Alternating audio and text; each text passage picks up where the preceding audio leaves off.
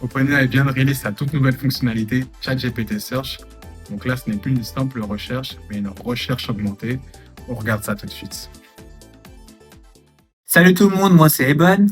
Moi, c'est Edouard. Bienvenue sur notre chaîne EbenDI. On est tous les deux passionnés par les nouvelles technologies. Et si ce n'est pas déjà fait, n'hésitez surtout pas à vous abonner à notre chaîne, à cliquer sur la cloche, car ça nous aide énormément pour le référencement. Et c'est parti pour la suite de la vidéo. On se retrouve sur la page d'OpenAI, plus précisément sur cette nouvelle fonctionnalité ChatGPT Search qui a été déployée le 31 octobre dernier, donc ça fait environ une semaine, tout récent.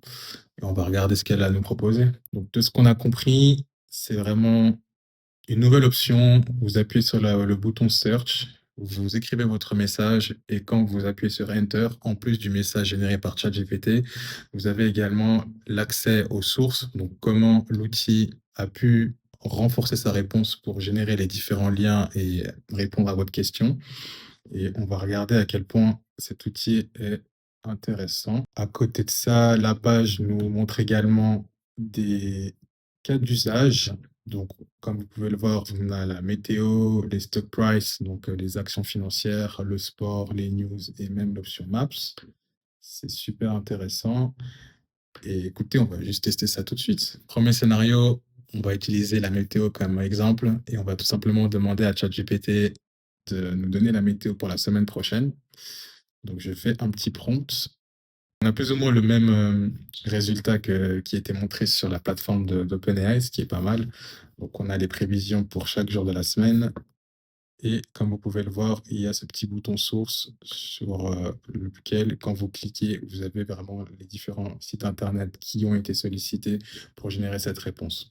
C'est vraiment un progrès assez intéressant que la plateforme d'OpenAI nous propose. Je vous conseille vraiment de l'essayer. Et si on allait plus loin maintenant, on va faire une mise en situation plus ou moins réelle. Disons que là, je suis à Mérin, à Genève, et je dois me rendre à Lausanne pour un rendez-vous. Et j'aimerais que ChatGPT me donne une heure de départ idéale pour être à mon rendez-vous à 15h, sachant qu'il y a du trafic sur la route. On va complexifier un peu la tâche. L'outil nous a généré la réponse sous un format texte. J'aurais aimé qu'il intègre aussi des images pour rendre le résultat global plus illustratif et plus intuitif. Mais c'est pas grave, faisons avec. Il a pris en compte deux informations importantes telles que l'heure du rendez-vous à 15h et également la date, le 12 novembre prochain. Et on voit qu'il recommande de partir à 13h30 car il y a environ, selon les conditions mentionnées, 1h30 de trafic. On voit également qu'il recommande deux sites pour avoir plus d'informations tels que Via Michelin et TCS. Vous avez les liens ici qui sont exposés. Et finalement, vous avez aussi l'option source où en cliquant dessus, vous avez vraiment toute la liste de liens qui ont été utilisés, consultés par l'outil pour nous donner notre réponse finale. Donc cette fonctionnalité Search est vraiment prometteuse et a un potentiel assez important. J'adore. Très bien, donc Edouard a pu illustrer le fait de chercher la météo à travers ChatGPT Search. Et dans un deuxième cas, l'atteinte d'un objectif, donc d'aller de Genève à Lausanne en voiture à travers trois contraintes. Donc le premier, c'est le trafic, la météo et le temps. Maintenant, on va voir un deuxième cas d'usage un peu plus sympa où, admettons qu'on est dans un certain type de lieu et qu'on cherche un certain type de, par exemple, un restaurant. Typiquement, qu'on est à la gare de Genève et qu'on cherche un restaurant libanais. Donc, on va voir les cas tout de suite. Let's go. Très bien, donc il nous a suggéré trois restaurants sous forme de carte. Chez Samy, les Saveurs du Liban et Hazard Co. On peut aussi l'afficher sous forme de liste et qu'on voit qu'on a la possibilité d'avoir la direction, le site web ou bien d'appeler directement le restaurant. Donc, c'est intéressant. On voit qu'il y a le Parfum de Beyrouth qui est également un resto libanais proche de la gare de Genève. Il y a chez Samy, les Saveurs du Liban, Hazard, Libanese Food.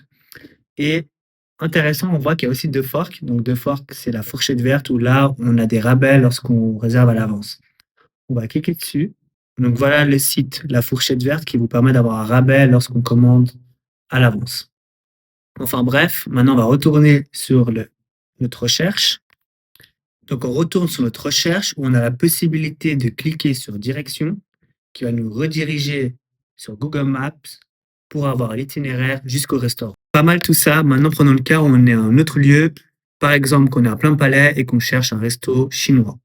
Donc la structure de la réponse reste identique, notamment avec la possibilité de cliquer sur une direction qui va nous rediriger sur Google Maps. En revanche, on voit que les sources sont différentes, notamment la Baguette d'Or, le restaurant asiatique et le restaurant Dragon d'Or. Mais par contre, toujours la possibilité d'aller sur The Fork. Pour résumer, on a vu 2 scénarios.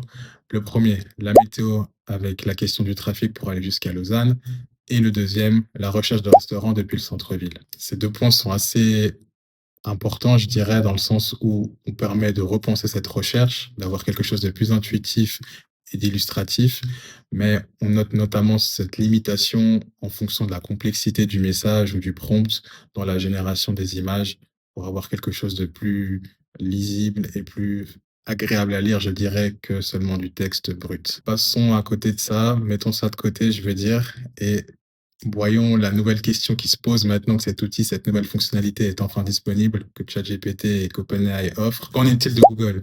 Est-ce que ce moteur de recherche est encore utile aujourd'hui, maintenant que OpenAI a déployé cette fonctionnalité? Le temps nous le dira. Voilà, c'est tout pour aujourd'hui. J'espère que cette vidéo vous a plu. N'hésitez surtout pas à me donner des retours, que ce soit positif ou négatif. Et bien évidemment, si vous avez des idées de vidéos, que nous, on puisse les mettre en place. Et si ce n'est pas déjà fait, n'hésitez surtout pas à vous abonner à notre chaîne. À la prochaine.